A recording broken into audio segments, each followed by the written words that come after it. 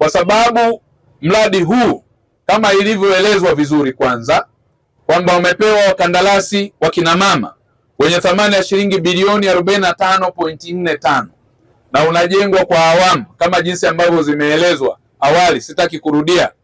Katika awamu hizi zote fedha tayari zimekwisha kutolewa zaidi ya shilingi bilioni 6.8, na fedha hizi wamepewa hawa wakandarasi mliowaona wakina mama.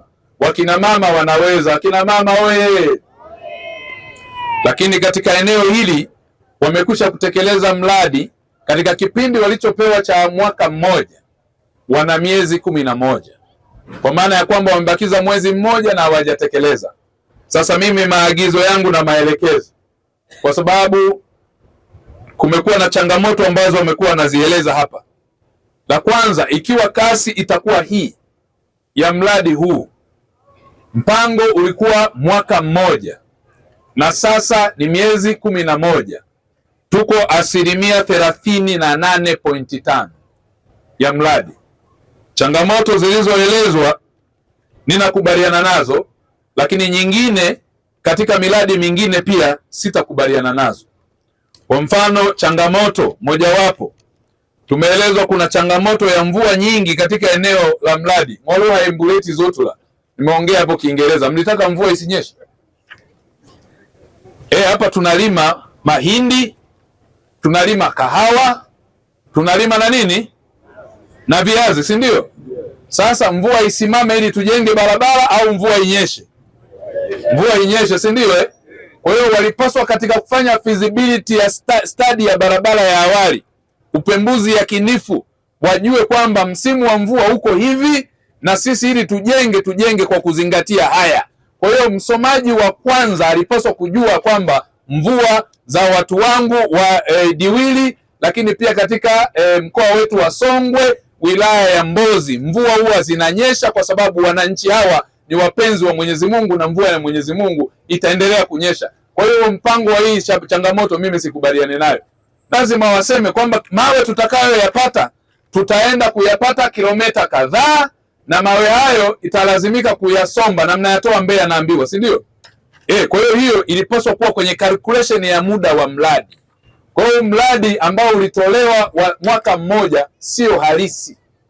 Uhalisi ulipaswa uzingatie upatikanaji wa moramu itakuwa wapi, upatikanaji wa kokoto itakuwa wapi, lakini pia kwamba mvua huwa zinanyesha. Uongo kweli? Kwani tumemkosea nini Mungu sisi asitupe mvua? Mpigieni makofi Mwenyezi Mungu. Wananchi oye! Kwa hiyo hii miezi tuliyoisema sio halisi.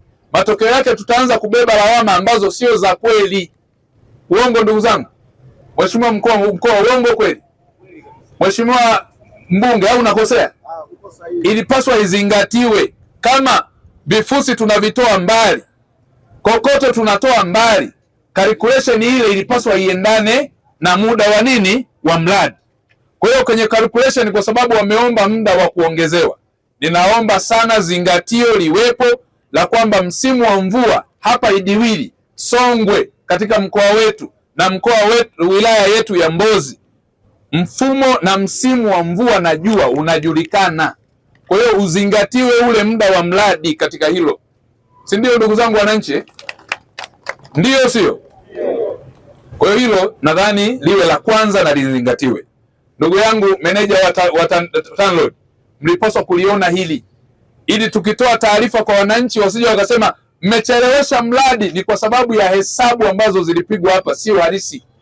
Mimi sio mkandarasi, taaluma yangu ni mwanasheria, lakini nimesimamia sana barabara na ujenzi wa nyumba nyingi. Bahati mbaya mvua ikinyesha, kama haujamaliza yale madaraja au vivuko hivyo, utalazimika usubiri, kwa sababu kama ni moram au kokoto huwezi kuzivusha kwenda ng'ambo nyingine, kwa sababu lazima ujenge daraja kwanza ili hata mvua ikinyesha uweze kupitisha, si ndio ndugu zangu? Ardhi yenyewe tunaiona hii imebarikiwa na Mungu, ni ya milima na nini na mabonde, na ndio maana tunapata kahawa, tunapata mahindi, tunapata na nini na viazi. Sasa baraka hizo huwa zinakuwa na balaa lake. Balaa lake ni pamoja na mfumo huu wa ujenzi sio rahisi sana, si ndio ndugu zangu? Kwa hiyo kwa sababu dhamira ya serikali ni kumaliza huu mradi kwa wakati ili wananchi wasiendelee kuhangaika. Lengo la kuunganisha miundombinu ya barabara ni kuhakikisha kwamba wilaya na wilaya zisomane na mkoa usomane. Mnufaika anakuwa mwananchi mkulima wa kahawa, anaweza kuichukua kahawa yake akaenda kuiuza popote kwa wakati. Mnufaika ni mkulima wa mahindi, mnufaika ni mkulima wa viazi ambaye bei yake itaongezeka kwa sababu atapeleka kule kuliko na soko. Hapa sisi wenyewe bei yetu ya mahindi inaweza isiwe nzuri kwa sababu kila mmoja analima, uongo ndugu zangu. Lakini pia bei ya mahindi au ya kahawa inaweza isiwe nzuri kwa sababu kila mji unalima. Lakini barabara yetu ikijengwa na ikakamilika, tutaweza kupeleka Mbeya, tutapeleka katika mikoa mingine, tutapeleka mpaka uwanja wa ndege, na mazao yetu yatapata thamani kwa sababu itakuwa na urahisi wa kuweza kuyasafirisha na tukapata bei nzuri. Pigieni makofi Mheshimiwa Rais Dr. Samia Suluhu Hassan. Ambie na niwape salamu za kuhusiana na maendeleo. Hatuwezi kufanya maendeleo kama nchi yetu pia haiwezi kuwa salama. Mnafahamu nchi yetu Jamhuri ya Muungano wa Tanzania ni nchi huru, ni nchi ambayo ina mfumo ambao umefungamanishwa kikatiba. Nchi yetu inaongozwa kwa mujibu wa sheria. Hakuna mtu aliye juu ya sheria. Nchi yetu inaongozwa kwa taratibu ya sheria, taratibu na kanuni zilizotungwa kwa mujibu wa katiba.